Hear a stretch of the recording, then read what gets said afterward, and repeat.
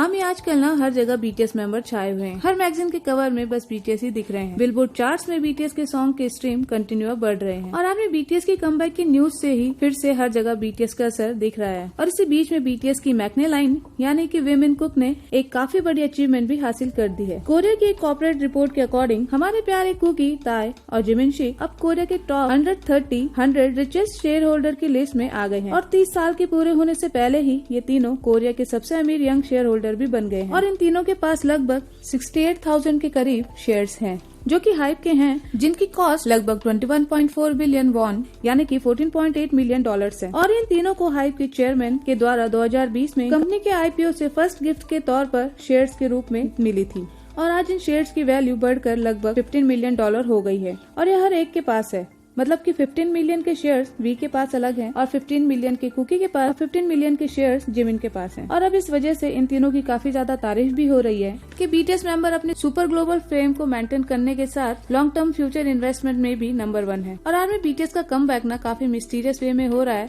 मतलब कि पहले जिमिन ने अपने आईजी में से सारी ही पोस्ट डिलीट करी और अब आरएम ने भी अपने आईजी में से सारी पोस्ट डिलीट कर दी है। और बीटीएस के सभी मेंबर्स ने ना अपना आईजी बैकग्राउंड पहले से ही ब्लैक कर रखा था, तो कुछ तो कुक हो रहा है ब्रो, जो कि हमें ना पता नहीं है। वैसे एल्बम के स्पॉइलर तो बीटीएस मेंबर स्पेशली आरएम तो कंटिन्यू दे रहे थे और साथ में वी, जिमिन और जिन भी साथ में स्पॉइलर दे रहे थे। और अब काफी चीजें शायद क्लियर भी हो गई हैं, लाइक उनके न्यू एल्बम का लोगो जो कि सन के सिंबल से कंपेयर किया जा रहा है। पर आर्मी अब देखते हैं कि मार्च आते आते कितने स्पॉइलर और बीटीएस हमें देते हैं। तो हमें फाइनली कल यानी कि 14 जनवरी को बीटीएस की कॉन्सर्ट की फुल डिटेल आउट हो ही जाएगी कि बीटीएस कहाँ कॉन्सर्ट करने वाली है। और इंडिया तो डेफिनेटली इस लिस्ट में शामिल है, ये तो वी अपनी लाइव में हमें कंफर्म कर ही चुके हैं। तो हमें कल फाइनली ना सब क्लियर हो ही जाएगा। एंड आर्मी अगर आपको ना बीटीएस के कॉन्सर्ट की टिकट लेनी है तो प्री ऑर्डर के लिए आपको ना वीवर्स में पहले बीटीएस की मेंबरशिप लेनी होगी, जो कि 1 ईयर के लिए वैलिड होती है। और फिर इसके बाद ना वीवर्स आपको प्री सेल के टाइम पर ना नोटिस सेंड करता है, जिससे आप टिकट ना इजीली बुक कर सकते हैं। और आर्मी अगर अब मैं बात करूँ वीडियो के बोनस पार्ट की,